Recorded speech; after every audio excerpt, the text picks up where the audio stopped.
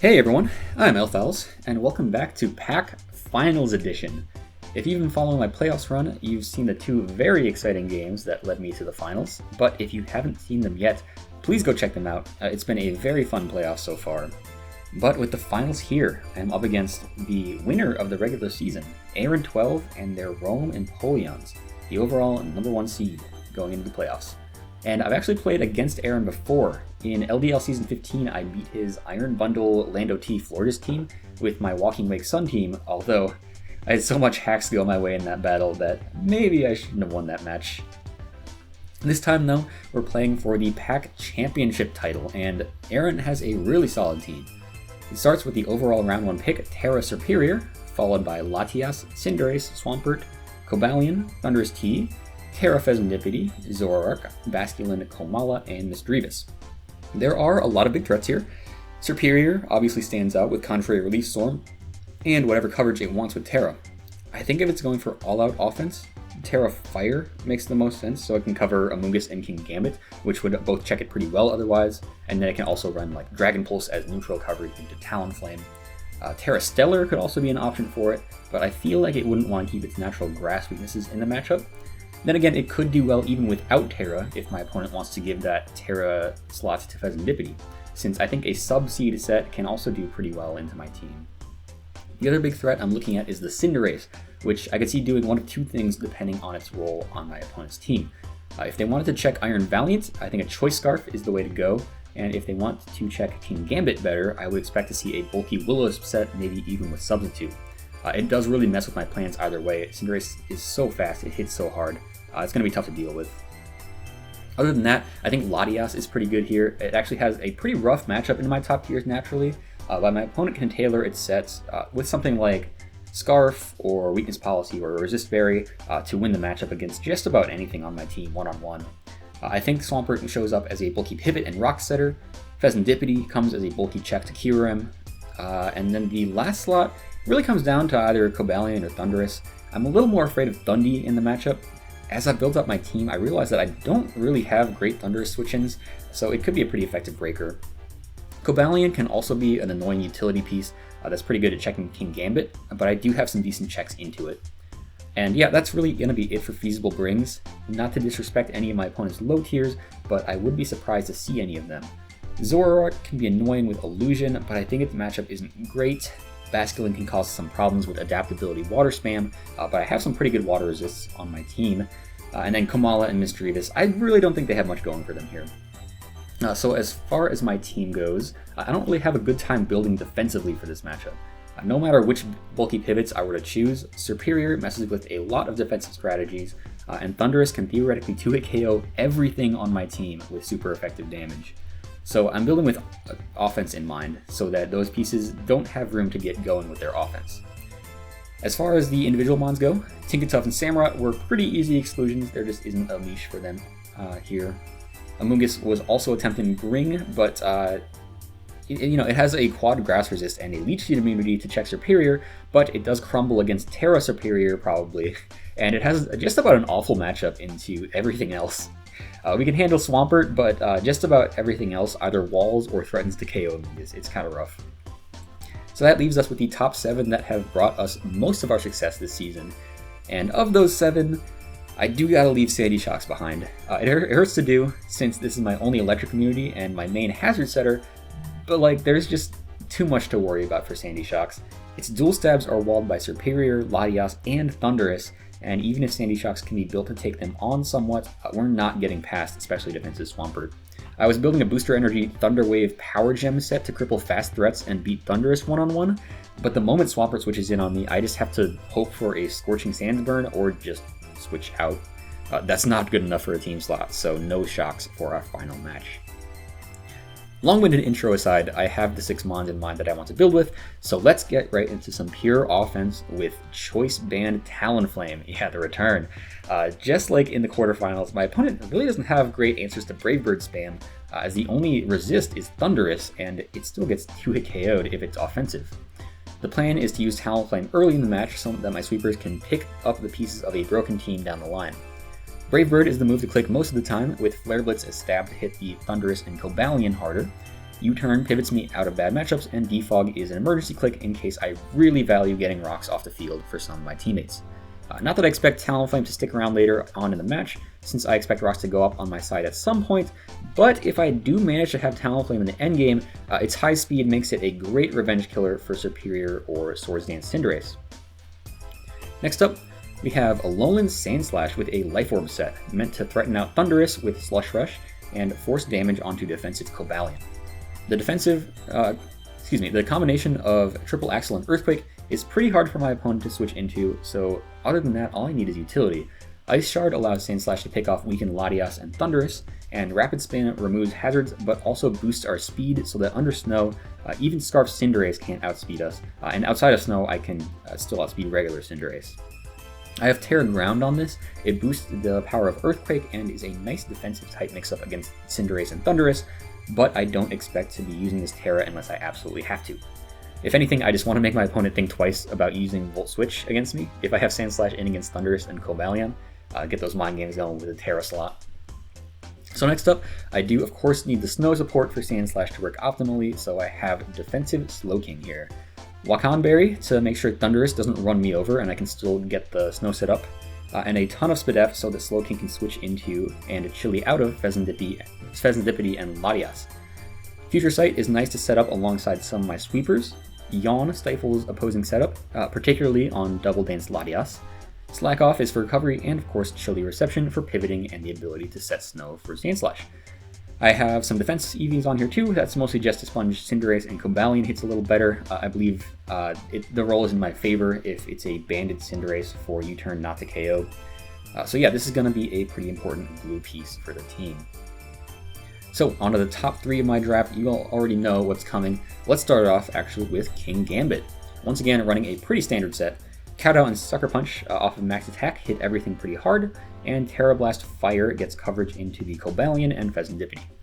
That Fire Terra is the choice to give myself a better matchup against Terra Fire Superior, Will-O-Wisp Cinderace, and Cobalion, without really making any matchups significantly worse, except maybe the water types. The speed creeps Swampert, and the rest is dumped into HP. This is the same set I've been running all season, more or less, but I think it has the potential to really go off with the team style I'm running for this match. King Gambit is able to come onto the field for the first time with 4 or 5 Supreme Overlord boost in the endgame. There's not much that can stand in its way. Up next, we have another sweeper with Loaded Dice Dragon Dance Kyurem. Yeah, I've been running special sets on this all season, and this does look like a really good matchup for Freeze Dry Draco Kyurem, but I'm going with this physical set instead. When I was building, I just didn't like how many things were outspeeding Kyurem, and Dragon Dance patches that right up. We can get to +1 pretty easily against certain things, and we can potentially get up to +2. That's not even a hard ask considering Scale Shot boosts speed. Kyurem's typical special defense checks are ripped apart by Icicle Spear and Scale Shot, and as coverage I do still have the special Earth power to hit Cobalion harder than I could with any physical attack. I'm hoping that between this and Sandslash, they wear down the same bulky Pokemon so that some of my other late game pieces can come online. Speaking of which, the last slot is going to Iron Valiant with a Speed Booster Energy set. I had a hard time deciding what to do with Valiant for the finals, but this pretty basic looking set should just be fundamentally solid. This is 3 attacks Swords Dance, but Swords Dance is really just filler. If I can find a time to click it, that's great, but I don't expect to be able to. Instead, Valiant acts as late game speed control and potential cleanup if the right things are chipped down enough. Close Combat and Spirit Break get pretty good stab coverage. I'm aware that Spirit Break boosts Superior special attack instead of lowering it, but if Superior wants to switch in on me, it wants to switch in on me. I can just Close Combat it. And then Zeta Headbutt rounds things out by hitting Pheasantipity super effectively. This does get checked by Scarf Cinderace, but honestly, I'm not that upset about seeing Cinderace go with a Scarf in the matchup, since that is a much easier Sucker Punch for King Gambit. So yeah, that's going to be a little rundown of the team for finals. It's way more offensive than I usually like to build, but I think that's just the optimal strategy for this matchup. Don't let them set up any boosts and force a trade war that I think I can win with raw power and some potential setup on top. So with all that said, let's hop right into the finals. Okay, that is Aaron here for the finals.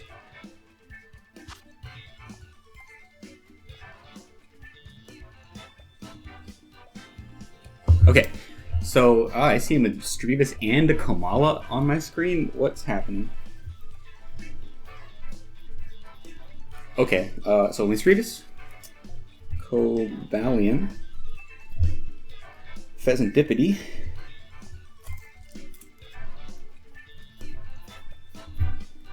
Cinderace, Thundurus-T, and Komala. This is a weird team. Okay, so the big three that are missing: no Latios, no Serperior, and what else? No.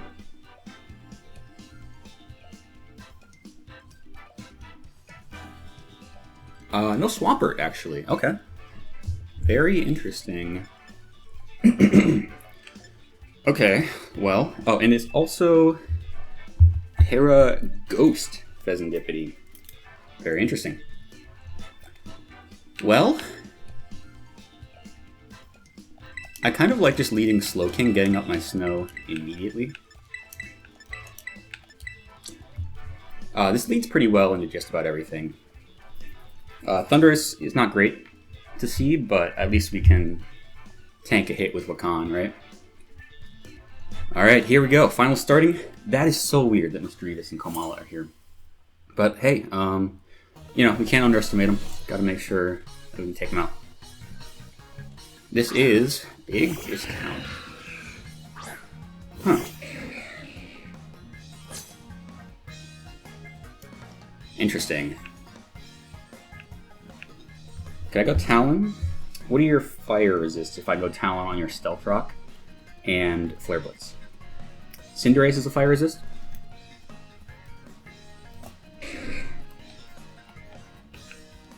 I'm just gonna, yeah, immediately go Talonflame.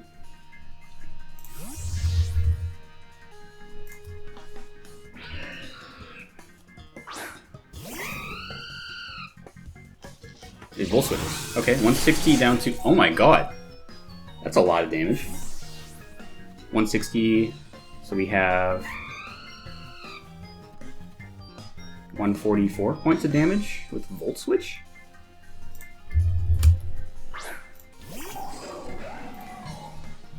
That's like gotta be max timid, right? That's, is that Specs? That is Choice Specs Cobalion.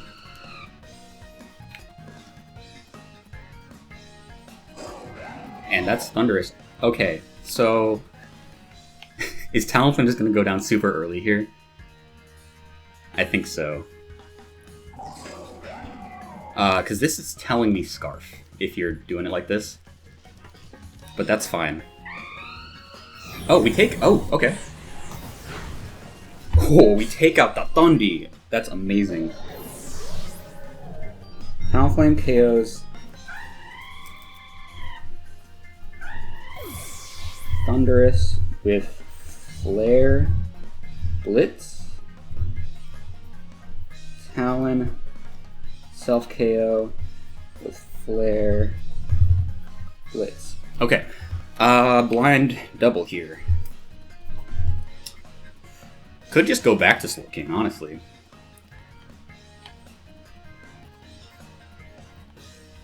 I don't see why not. Yeah, maybe Misdreavus could be an issue. All your mons are named Big Discount. Okay. Back to Cobalion. Now I'm just gonna Chili. Could Future Sight, but I just prefer to get Snow up. Cobalion Specs is very interesting, man. At least the Whacken came in handy, even though Thundurus is down already. Okay. I get my pivot out with Momentum here, so that's good. It's not a bad start. Especially with Thundy down, I did not have great answers to that thing, so that's good.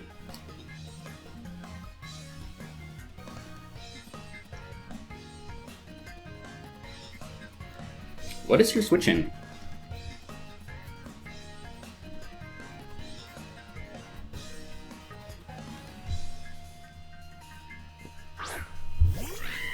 Cinderace is your switch in. Okay. Well, my Cinderace check by default is kind of down right now.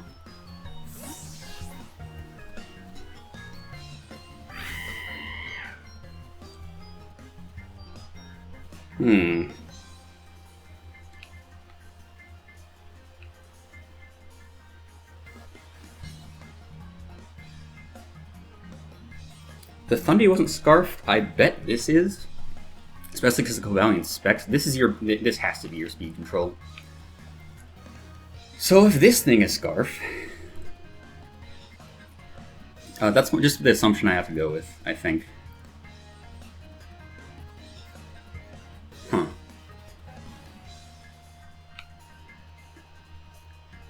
Do I go King Gambit already? That feels a bit early. But I'm gonna go for it. I think I do have to use my Terra now. That's not the worst thing in the world. And Kowtow... could Terra Blast. I'll Terra Blast. Because I think a U-turn could be coming out here. And I would love to catch the Cobalion.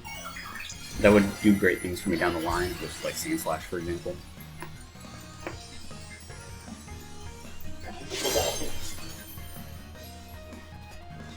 It does go for U-turn. It's Protein, or Libero, excuse me. 195 to 172. 23.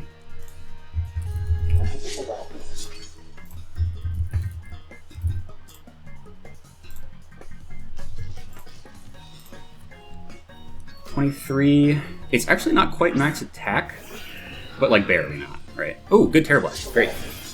How much is this doing? Got one Supreme Overlord move.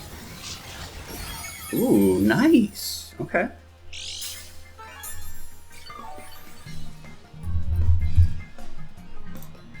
Cobalion, we did a bunch with Terra Blast. That must have been like a max roll. Oh, Supreme Overlord, 1 boost. Sucker Punch definitely does it. So let's do that. You do switch out? Okay. That's fine.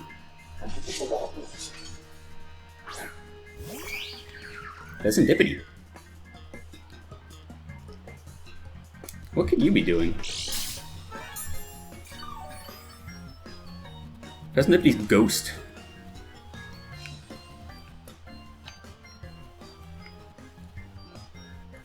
Almost want to go Slowking and Yawn here.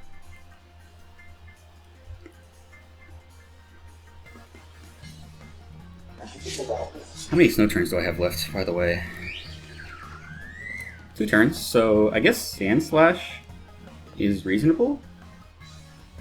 Could do that. Life Orb triple Axle could kind of break this. Would love that. I have no idea what this Serendipity wants to do.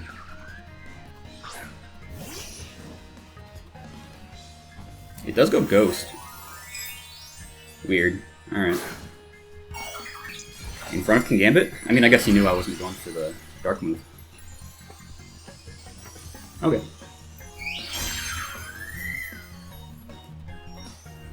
Goes for Poison Tail. Is this Technician? Is this Physical Technician? I thought it might do that, yeah. What's better? Triple Axle, let's do that. Nice, we actually do get to hit this thing pretty hard. Great, is it gonna Heat Wave? I don't mind losing Sandslash for that chip. It double kicks.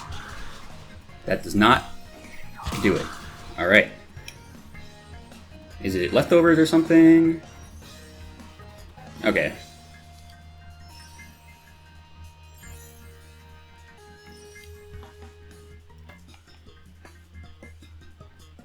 What a weird set. Could just let Sandslash go down. Or could save it. It's good speed control. I mean, Valiant's already good speed control later. I'll try to Ice Shard, sure. I'm really not sure if that KOs from here. It does, great. Alright, so Sandslash. KO. Serendipity with Ice Shard. Okay. Some interesting sets here. Cinderace. Alright.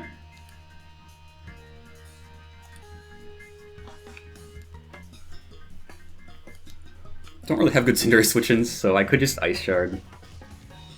I could read the U-turn for like a really, really good progress here, but I'm just gonna get my chip. Okay.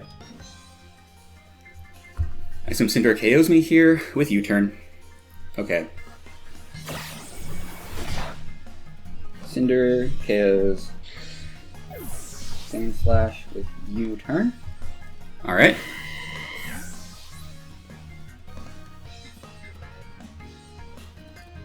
Might look after the battle, see if that U-turn would have KO'd. Had I not gone for the Ice Shard, Komala comes in.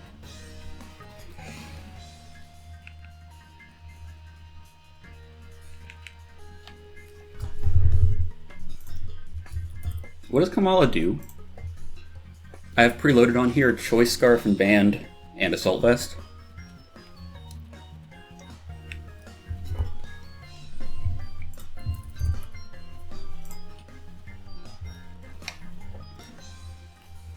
Choice Band Earthquake can't KO King Gambit.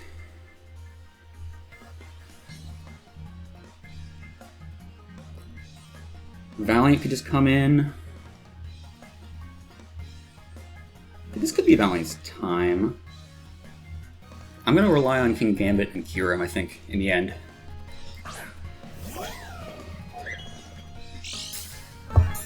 Let's take a look at this versus Komala. Double Edge from a Scarf set doesn't KO, but a Band set would.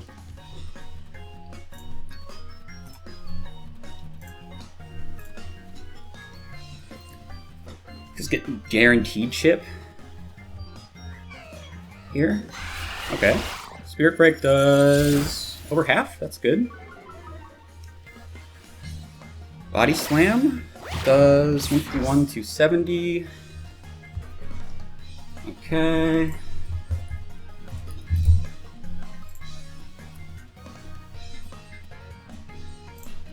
Which is 81 points of damage, if I'm correct.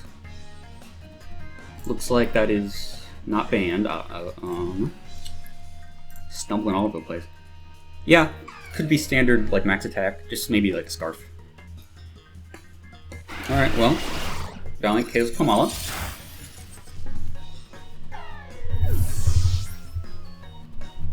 With Spirit Break. Okay. Cinderace. Yep.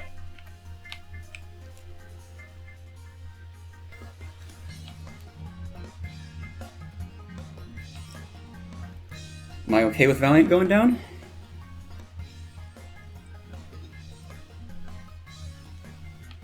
I think so. Oh, you're not Scarf. Okay. So I assume you still KO me here. But it's just without Pyro Ball, okay. What are you then? Okay, I mean Cinderace KO Valiant with Pyro Ball. Okay, King Gambit clicking Terra Blast here, pretty good. I mean, actually King Gambit clicking Kato is better. Yeah, I think that's the case. Not that I think you'll switch Mr. this game to me, but that's probably the play you would want to go with. Or no, sorry. That's like the only way you could live a hit, I guess. Okay, I mean, sure, you can sucker. Does like nothing. Alright, King Gambit. KO. Cinderace with Powdow, leave, and it's down to just Cobalion and Misdreavus. Can Misdreavus beat me? Why would you do that? It could be Vacuum Wave, I suppose. Is that your play? You're just gonna Vacuum Wave, I guess?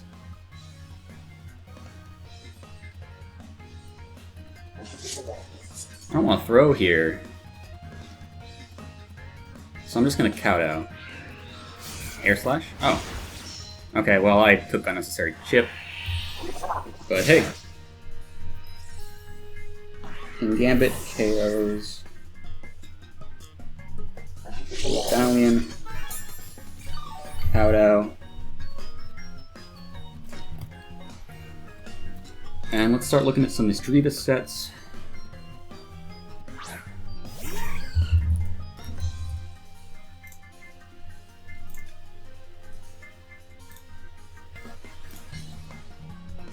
Specs Power Gem can't KO.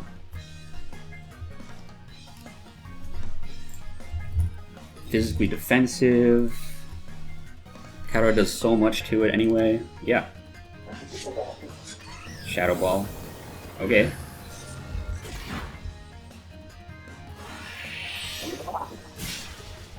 Okay, well, hey, that's finals.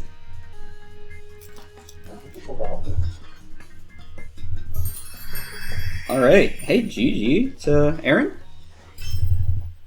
I mean, game went according to plan. King Gambit definitely had its time to shine. Alright, yeah.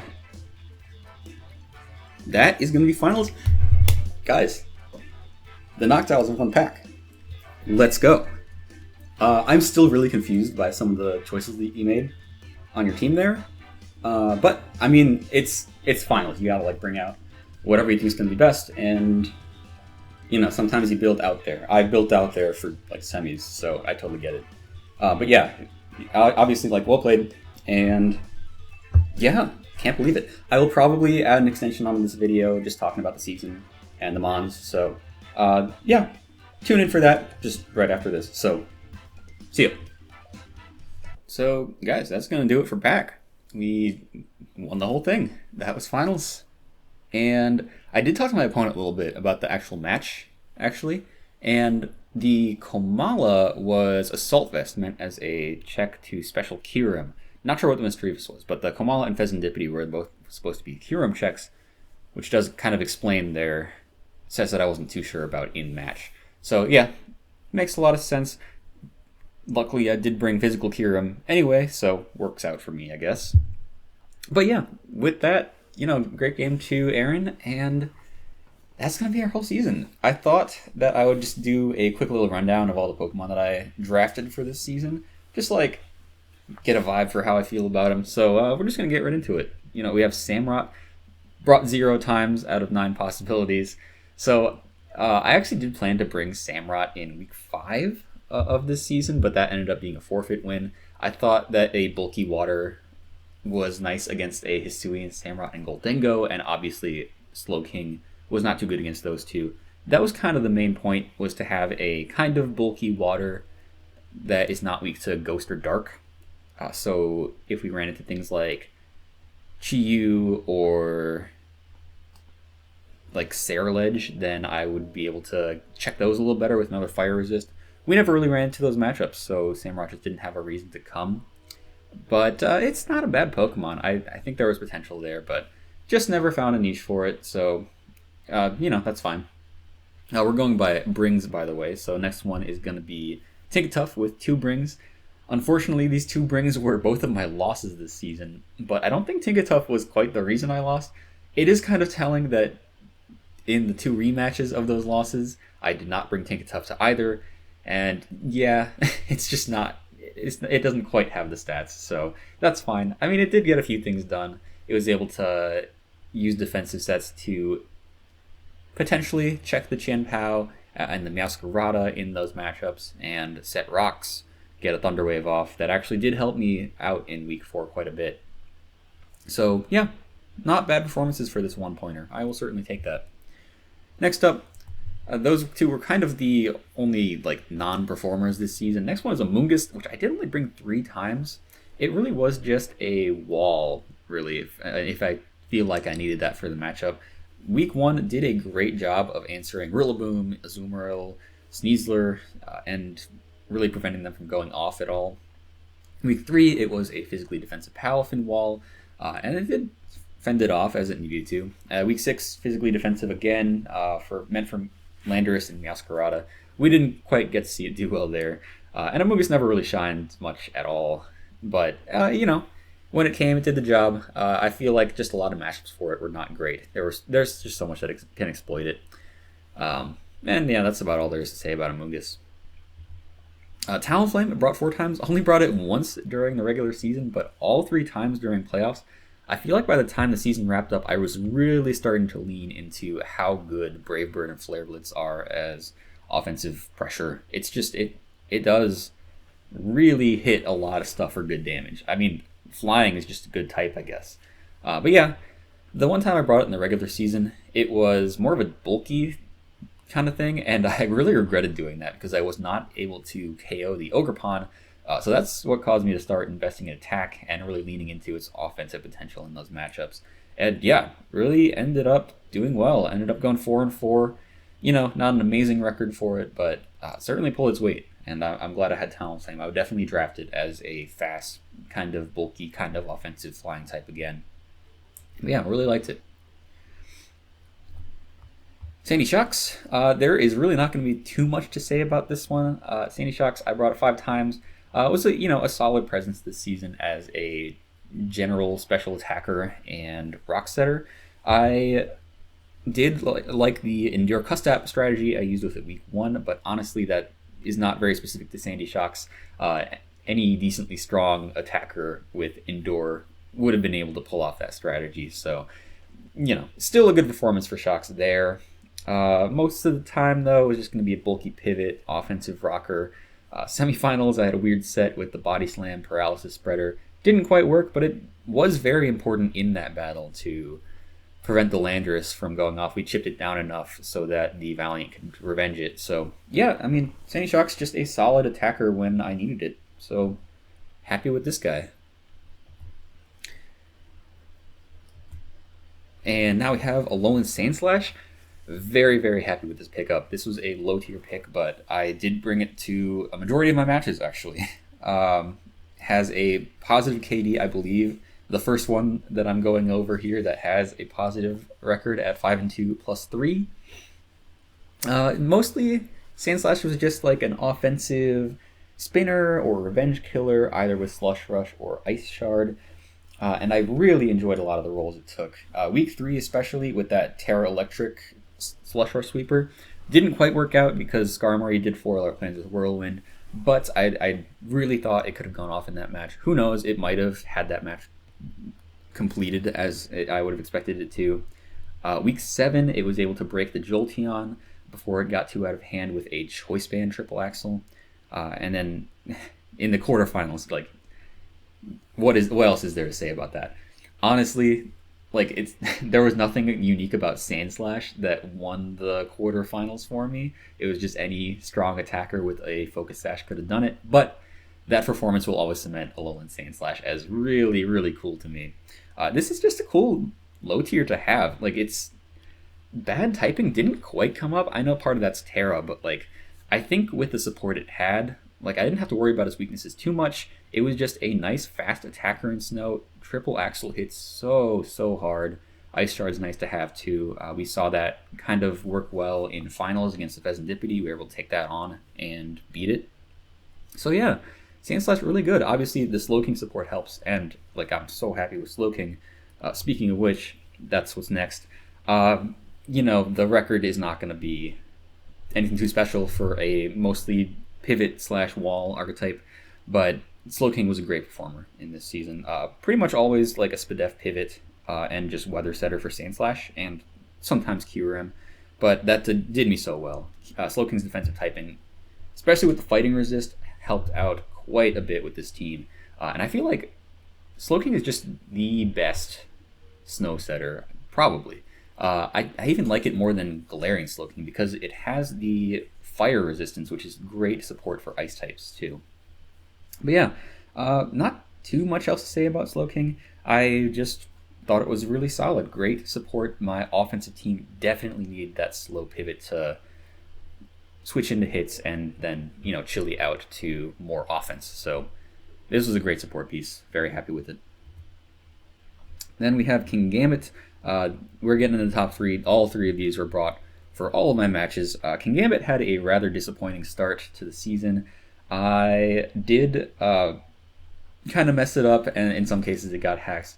Week 1 I sacked it, and week 4 that was the sack to a Destiny Bond Mimikyu. That kind of sucked. But other than that, like week 2 getting frozen turn 2, week 7 getting para-hacked to death. This I don't know. I guess just being slower than everything takes its toll. You just so much bad stuff can happen to you before you can move. So it is what it is for Kingambit. And to be fair, there were some decent opportunities. Week 6 especially, I talked about how I could have maybe pulled a sweep together for Kingambit in the end game there. It actually wouldn't have happened looking at my opponent's team post game. I was not going to be able to sweep through it, but I should have tried with Kingambit.